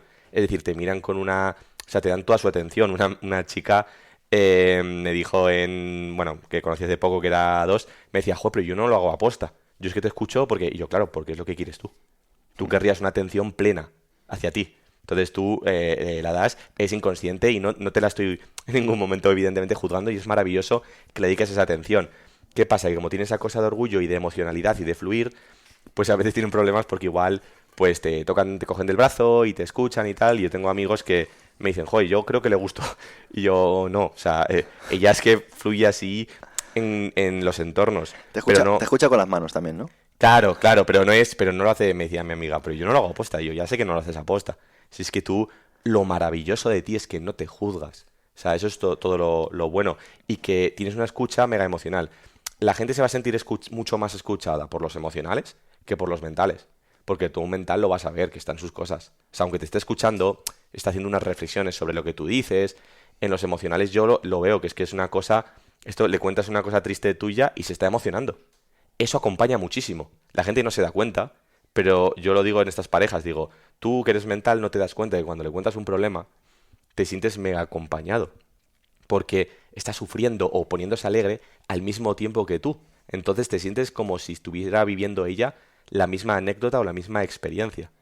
Entonces, las doses suelo poner como ejemplo en Juego de Tronos, la Cersei Lannister, la mujer, es un 2. De hecho, es muy bueno el juego interactivo, es muy común en el cine, por lo menos. Padre 8, que no valida, no te da la validación. Es rabia, tal, y no te mira. Entonces, ¿qué hace el primogénito? Jaime Lannister, que es un 3. Buscar todo el rato la validación de un padre que no se la va a dar. Entonces la va a buscar en el resto. La chica, que es una chica en una época en la que no se le presta atención, buscará seducir emocionalmente en su familia para captar la atención, en este caso además de manera literal, con el primogénito, y se le ve el orgullo. O sea, hay una escena en la de dos, muy de dos, en Juego de Tronos, en la que la desviste el gorrión supremo o algo así, y la hace andar por la calle, Ujú, y ella en la serie se ve esa postura de orgullo ujú. y esa mirada arriba. La gente me dice, no, bueno, pues puede ser aristócrata, pero eso no lo ves en Rhaenyra, que es una aristócrata igual, en ese punto de orgullo, en House of Dragon. Ella en cualquier momento es que no es capaz de venirse abajo. No es capaz, pero es que es inconsciente, no es que lo haga aposta, que ella tenga esa postura y esa mirada. O un 2 chico podría ser, por ejemplo, el de Suits. En la serie esta de abogados, el protagonista es un 2 y le ves el orgullo. La gente a veces los confunde con 8, pero no hay nada de 8, porque no es dominancia, es seducir al mundo, es aquí estoy yo, o sea, es aquí estoy yo y te voy a camelar, ¿no? Te voy a seducir. No hay rabia, no hay realmente una dominancia o una combatividad en él. Tiene que ser divertido ver una película contigo, llevar, de verdad. Odias. Eso me dice mi hermano. Qué curioso. Bueno, entonces el 2 nos ha quedado claro que es el seductor sin quererlo, ¿no? El 2 y el 7 son imágenes especulares. El 2 suelen ser chicas, ya digo, seductoras más emocionales. El 7 es más seductor en mental. Es mi amiga que me dice, oye, es que me está vendiendo la moto y la luna, y yo, ya, y va a seguir vendiéndotela, porque es que funciona así. La 2 es más desde lo emocional. Qué interesante. Y su pecado, hemos dicho que es el orgullo. Orgullo. Qué interesante. Y el 3 vamos a por la vanidad. El 3 la vanidad.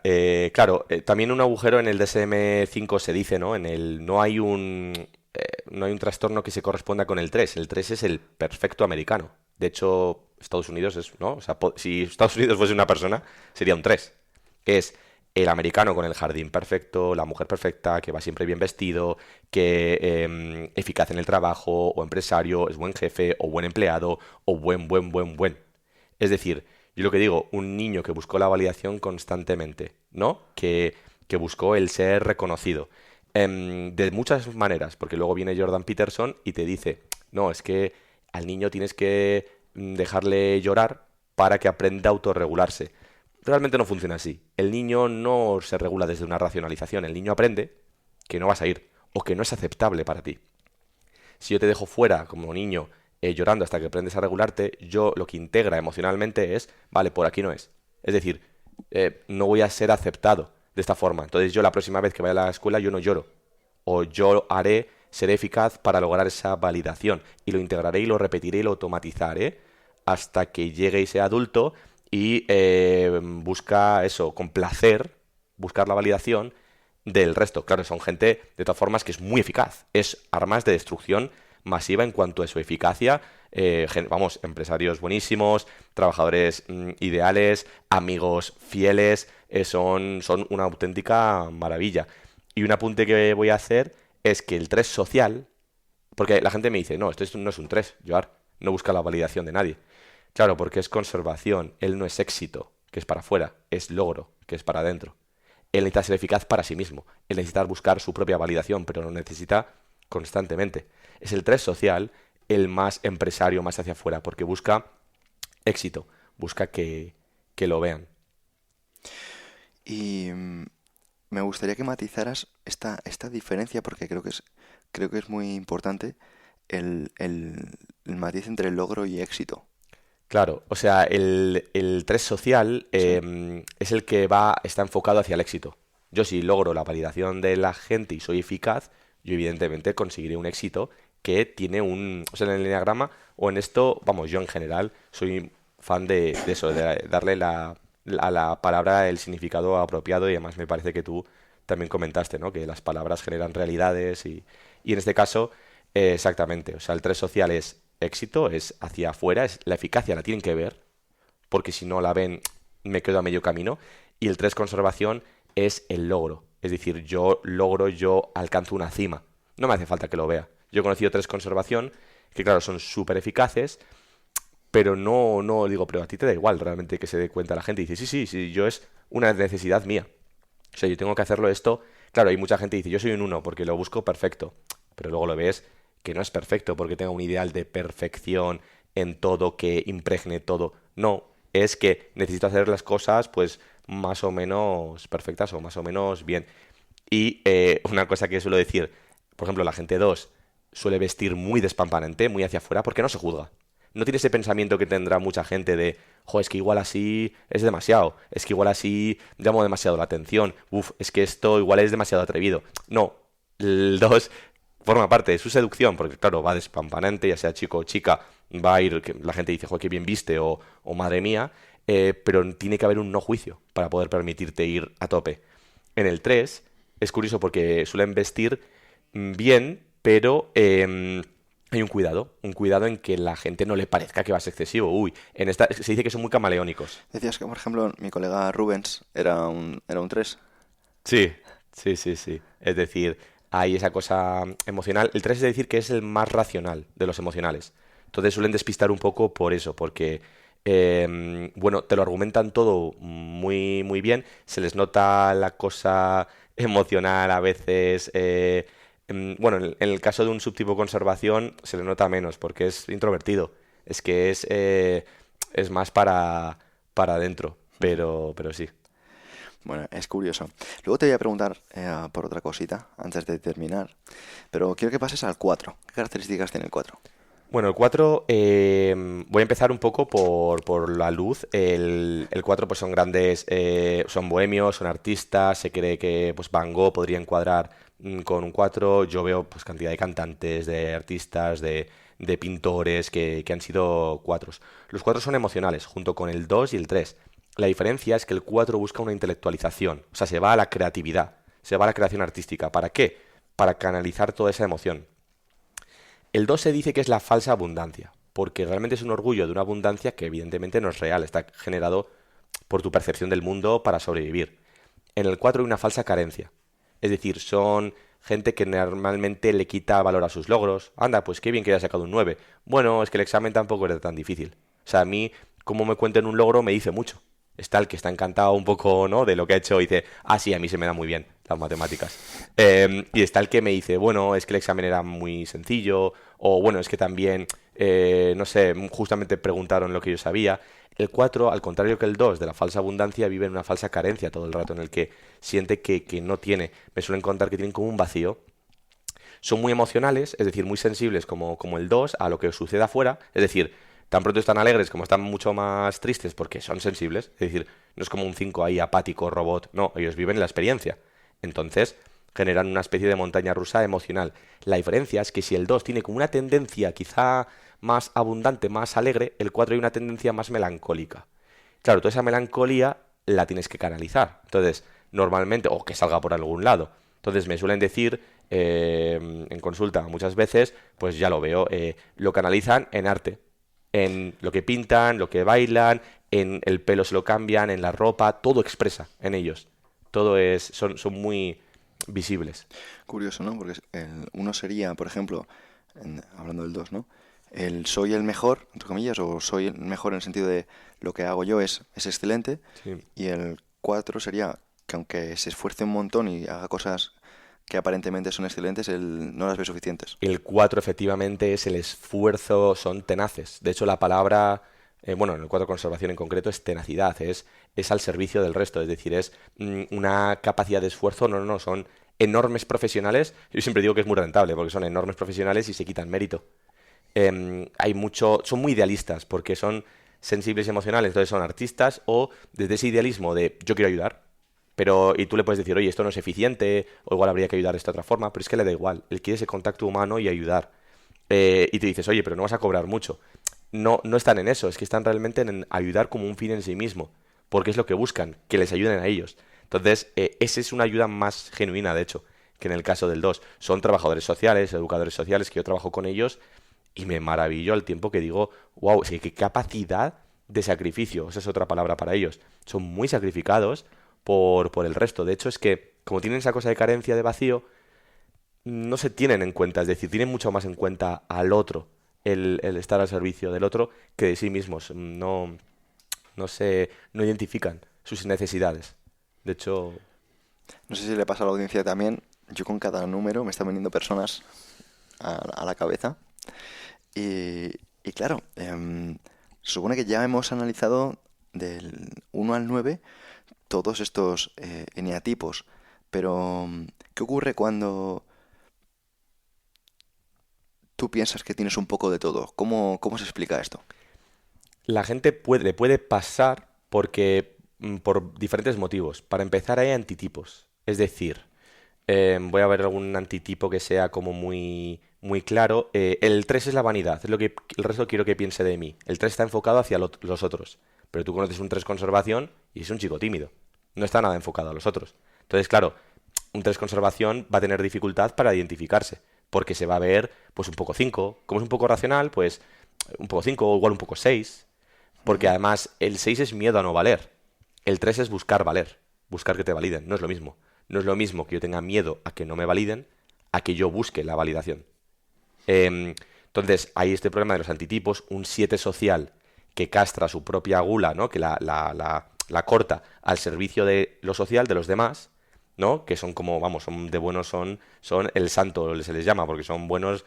Yo tengo uno, vamos, conozco un amigo que es 7 social, es una cosa que siempre han dicho, madre mía, qué bueno es, porque castra su propio placer en servicio del otro. Lo que pasa es que luego comparte con el 7 el resto, la búsqueda de actividad y demás, y un montón y el resto de rasgos. Pero esto va a despistar. Punto 2, la malinterpretación de palabras. Ya has visto que es muy difícil, o sea, muy fácil perderse en qué soy. Tercero, yo puedo identificar una palabra bien. Perfeccionismo, pues yo me hago una idea de lo que es, ¿vale? Pero ese perfeccionismo es un fin en sí mismo. Ese perfeccionismo es para buscar hacer las cosas perfectas para que mi jefe me valide. Ese perfeccionismo es simplemente para yo buscar el logro o para alcanzar algo más elevado. O, es decir, que normalmente leen rasgos y como leen descripciones superficiales, al principio les pasa mucho. Yo normalmente, vamos, me pasé a mí, yo me uso mucho de espejo, humildemente, yo comencé pensando que era un 3, luego que era un 7 y luego finalmente pues eso, que era un 5. Cuando lo hablé al resto, porque además esto pasa, uno a sí mismo no se ve, yo lo comenté a gente que sabía bastante de esto y le dije, bueno, que he descubierto que soy un 5 y yo estaba todavía negándolo un poco, yo no me terminaba, ¿cómo voy a ser yo un 5? Y todo el mundo me dio la misma respuesta, me dijo, hombre, Joar, eres un cincazo. O sea, que no lo puedas ver tú, pues claro, yo ahora he entendido que lo he visto mucho en mi interacción con personas, digo, claro, no lo ve. Porque yo le digo rasgos que son muy claros para el resto y la persona me dice, no, no, yo eso no. Y los de alrededor se quedan como flipando porque lo ven todo el rato. Pero al principio es que es muy doloroso identificarse. Es muy doloroso en la esencia. Necesitas mucho O trabajo. incómodo, tal vez, ¿no? Es muy incómodo. Es muy incómodo. Es lo más incómodo. Porque es que a ti te identifiquen con algo que eres parcialmente o no terminas de ser y tal, eso, pues no pasa nada. Pero cuando te dicen la verdadera motivación y lo que hay detrás de cómo actúas, puede ser muy, muy doloroso Sí, y o es muy curioso. incómodo. Sí, sí. ¿Quién está capacitado para, o cuándo es el momento de decir, mm, rotundamente te identifico con esto, o me identifico con esto? ¿Cuándo llega ese momento? ¿A qué te refieres? Claro, yo creo que a ti te ha pasado, ¿no? Lo has mencionado hace unos instantes. Decías, yo cuando comencé me identificaba con un 3. Hmm. Luego posteriormente pues me identifiqué con un 7. Ahora, ¿qué probabilidades tienes de no identificarte con un 5? Claro, Pocas, ¿no? es claro, nada, nada, ninguna. O sea, es que es un camino y es que cuanto más andas, pasa en todo mi entorno. Vuelven a leer el libro o informarse un año después y dicen, madre mía. Y esto que yo decía que, o sea, me acabo de dar cuenta, es que me pasó a mí. Los cinco son introvertidos, buscan el conocimiento, se quedan en casa, pero yo soy un tío extrovertido. O sea, tú cuando me conoces, yo no paro de hablar. Entonces engaño, porque la gente que sabe un poco dice, no, tú no eres un 5 porque eres extrovertido. Yo me engañé a mí mismo, yo pensaba que era un 7 o... Pero luego, preguntando a la gente, claro, no preguntando, ya tenías un sesgo focal. Es decir, tu foco iba a comentarios de tu entorno, ¿no? Que de repente estaban como más fuertes. Y eran todos los mismos durante más de 10 años de, Joar, no te vemos. Y yo, ¿cómo que no? Si yo vengo y yo soy, no, las fiestas. Y dice, no, no, no. Tú apareces de vez en cuando, nos sueltas una chapa sobre lo último que has aprendido, que pareces Wikipedia, y luego no te volvemos a ver porque yo, bueno, pero es que tengo muchas cosas que hacer. Y me dicen, ya, ¿y qué son? Pues cursos y libros. Claro, me fui dando cuenta. Pero esto es, claro, es un camino y un proceso. Y más cosas. Yo, aunque esto parezca un análisis un poquito más exhaustivo, he ido realmente más o menos superficial. Entonces, pero aquí puedes... Es que yo tengo un amigo, por ejemplo, que me acabó leyéndose su libro entero y bueno, me dio las gracias y me dijo, Joar, esto es mi diario. Era un 6. Los 6 tienen una cosa muy reflexiva. Están siempre autoanalizando mucho, ¿no? Woody Allen sería un 6, ¿no? De esto que es una rayada constante sobre todo, sobre su persona, sobre la existencia, sobre todo, ¿no? En sus pelis él se muestra a sí mismo. Entonces he visto que tienen como un poco menos de resistencia. Pero bueno, pero es que es un camino largo. Yo te quiero proponer una cosa, porque si lo llevamos a la biomecánica comportamental, por ejemplo, sucedería que no es la misma biomecánica que tú tienes en el tren superior con la que puedas tener en el tren inferior, que muchas veces sí. O sea, hay personas que tienen la misma Mm, dinámica en efectivamente. tren superior y en inferior. Aquí podría pasar algo Sí, parecido.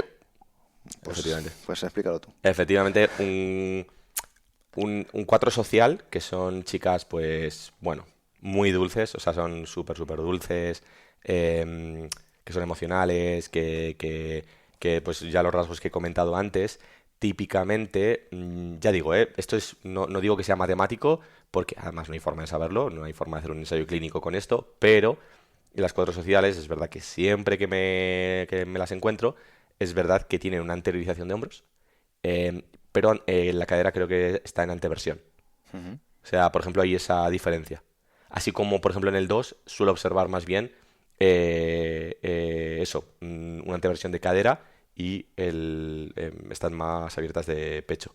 O sea, digamos que la 4 social estaría con cadera en anteversión, pero yo tengo los hombros así, ¿no? Ujú. En- Yo te preguntaba también por si podías tener, por ejemplo, Mm, no solo te hablo de la biomecánica, sino te mm, estoy preguntando por que tengas una parte de, imagínate, de me siento totalmente 8 pero a la vez me siento totalmente 9 por ejemplo. mm.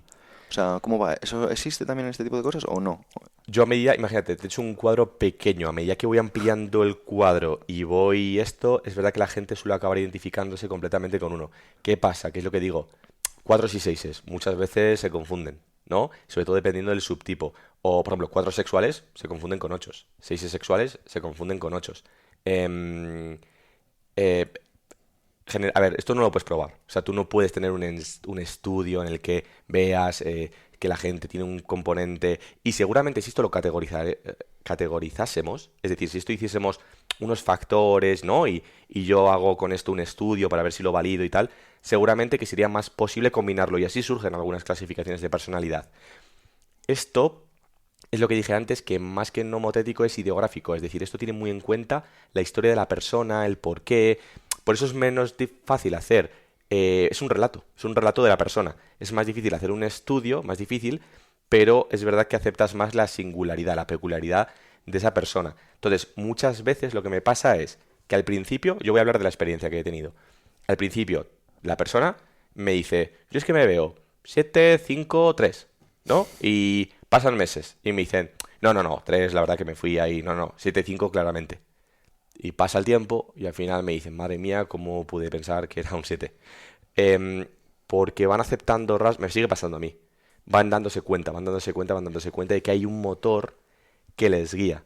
¿Entiendes? Es difícil que, por ejemplo, un 8 y un 9 se viese esto, porque, o sea, que el 8 pueda tener una adaptabilidad, bueno, el 8 es que es muy líder, pero que el 8 se puede dejar llevar en algún momento como el 9, sí, pero eso no significa que tu estructura nuclear parta de donde parta el 9. Es decir, que yo tengo rasgos perfeccionistas como el 1 y necesito un orden y tal. Yo he conocido 5 que, por ejemplo, pues eso, necesitan un orden, un tal, estoy pensando en un amigo en concreto, y dicen, igual soy un 1. Digo, pero es que tú no tienes, no se te ve ni la ira, ni el juicio, ni es un perfeccionismo en sí mismo que te invade todo.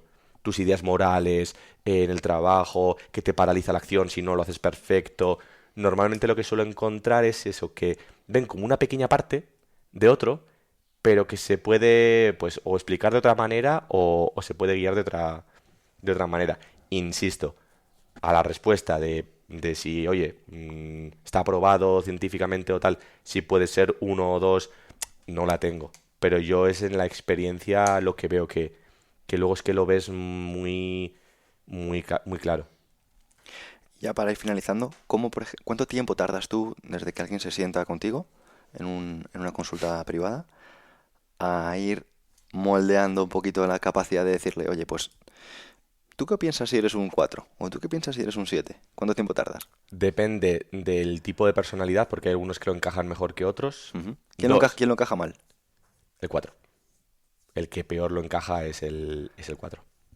Em, y no hay nada mejor que otro. No hay nada mejor. Ahí está el reto. No hay nada mejor que una cosa. Otra cosa es que la sociedad refuerce más unas cosas que otras. La sociedad no tolera debilidad. No tolera que no seas ejecutivo. Porque en una sociedad industrial tienes que solucionar y se va a premiar la razón, ¿no?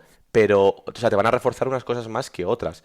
O, por ejemplo, en el caso del 8 a veces va a ser un poco incomprendido, ¿no? O porque, ¿no? En esa dominancia, pero no hay nada mejor que otro. Y todos tienen sus ventajas e inconvenientes. ¿Qué pasa? Que el 7 es un entusiasta, son muy chicos positivos, qué tal, no sé qué, entonces yo se lo digo y bueno, pues perfecto y siguen encantados. Y el 4 en esa melancolía, pues claro, lo recibe un poco peor. Yo normalmente lo que hago es, pues lo que hacemos, que la audiencia además se verá reflejado. Hay veces que te dicen una verdad y te la dice tu madre o te la dice tu mejor amigo o tu pareja y en función de quién sea el emisor, de quién te lo diga, lo puedes aceptar o no. O sea, no pasa mucho. Pasa la pareja, joder, que mi madre me ha dicho que soy no sé qué, y te puedes creer. Hombre, sí, sí que lo eres. Igual hay una discusión al principio, pero tú a tu pareja en ese momento la escuchas y lo encajas y te vas dando cuenta. Esa disonancia cognitiva, esa resistencia que tenemos al cambio, ¿no? De yo llevo décadas o pensando que soy de una forma o que una cosa es de una determinada forma, no me lo vas a cambiar ahora porque es muy doloroso. Dependiendo de quién te lo cuente, tú vences esa resistencia más o menos fácil, ¿no? Entonces, son mucha gente. Ya es que solo porque me lo dice esta persona, yo lo pienso negar. Entonces, lo más importante que yo tengo en consulta es cuando veo que hay un vínculo. Cuando tú ves que yo quiero tu bien incondicional, que no hay juicio, que es que a mí me da igual. Me da exactamente igual cómo te defiendas del mundo. Si al final somos todos igual de humanos. No hay ningún tipo de juicio y yo quiero ese amor incondicional, ese vínculo que hablo de los padres a los hijos, ¿no? Que tiene que ser incondicional, vas a ser aceptado de cualquier forma. Y es en ese punto en el que yo comienzo a hablarles de su personalidad sin darles la etiqueta tampoco. Les empiezo a hablar. O sea, es como un proceso. O sea, el darme cuenta es más corto de qué es, pero el transmitírselo es un poquito más largo en función de la persona. Entiendo. Para ir finalizando, porque yo te seguiría haciendo preguntas en relación a, por ejemplo, eh, las culturas, porque creo que no es lo mismo cómo se percibe un 3 en Estados Unidos a cómo se percibe, por ejemplo, en China o cómo se perciben, dependiendo, ¿no? Y lo mismo con otras, ¿no? En función de culturas árabes, no es lo mismo Efectivamente. O sea, una- un 7 gracioso español, la gente lo entenderá ¿no? Gracioso, mental, rápido. Yo te presento un 7 japonés, no te va a parecer ni parecido. O sea, es un 7 en esa cultura, pero en la tuya lo vas a percibir como mucho más quieto. Bueno, pues eso yo creo que lo vamos a dejar para que hagas otro capítulo con nuestra amiga Sari. A mí me encantaría que se pasara por aquí también a saludar, porque es la responsable también de que nos hayamos juntado. Y para terminar te quiero decir que te presentes, dónde te pueden encontrar a Joar. Perdona, antes de eso, yo tenía una pregunta. Ah, pues ven aquí, toma, toma, toma, toma. Se me hace mi lado. Pasa por aquí, pasa por aquí. Por aquí. Sí, ponte por aquí, ponte que... Toma, pasa por detrás y esto ya está. Sí, me podía poner así sin más. Nada, no hace falta hacerlo perfecto, porque no soy un uno. Exacto. No, a mí me surge una pregunta y es la siguiente. Esto tiene mucho que ver con cómo aprendimos a defendernos, digamos, en la infancia. ¿En qué momento, porque tú te dedicas a infanto juvenil, en qué momento en los niños podría empezar a valorarse su eneatipo? Porque claro, si están en un proceso de maduración, ¿a qué edad podríamos empezar a ver eso? O sea, según la psiquiatría oficial, no puedo etiquetar una personalidad hasta los 18 años. Según mi experiencia, yo tenía hace poco una niña pues no sé, de 11 años y se veía los rasgos de carácter, era un uno, lo obsesiva, lo perfeccionista y tal. Tenéis que pensar que yo veo niños que están en momentos muy patológicos, entonces dependiendo de tu personalidad, tú te patologizas hacia un lado o hacia otro.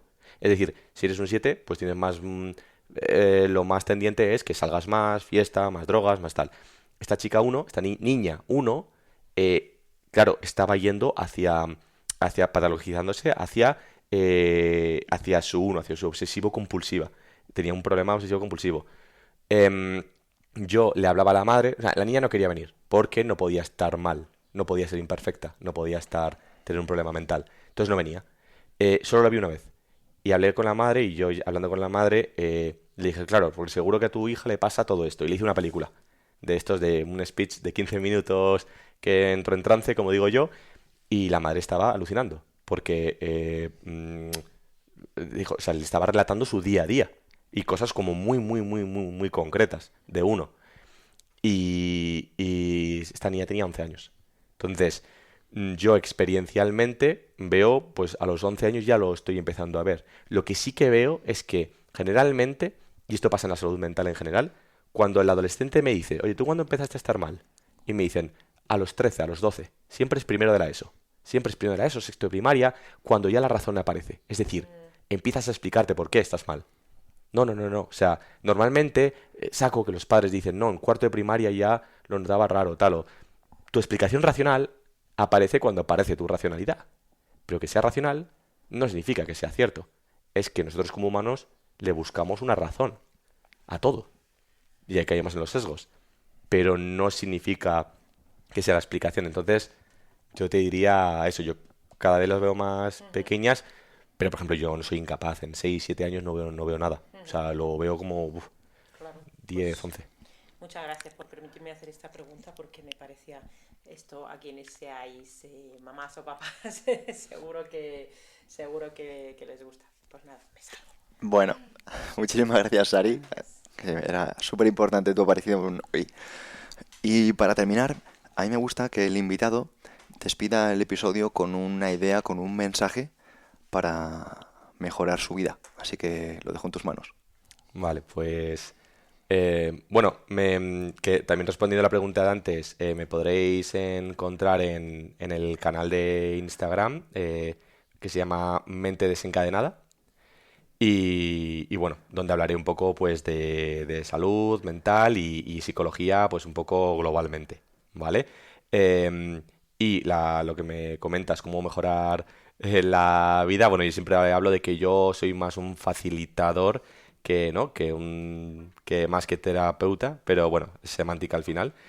Y yo hablaría pues de lo que habla tanto Pedro, movimiento y cuidar la salud física y en mi caso pues yo creo que autodescubrimiento. Tu autoconocimiento hará que tengas menos, pues haya menos, como yo digo, menos daño hacia uno y hacia el entorno, mucha más conciencia. Si él busca una conciencia corporal completamente, que es completamente el objetivo, yo busco pues una conciencia vital, psicológica, como queramos llamarlo, y creo que puede ser una muy buena herramienta. Bueno, pues muchísimas gracias. Yo lo he disfrutado un montón y confío que nos vayamos a ganar ese chuletón ahora. Hasta la próxima. Eso espero.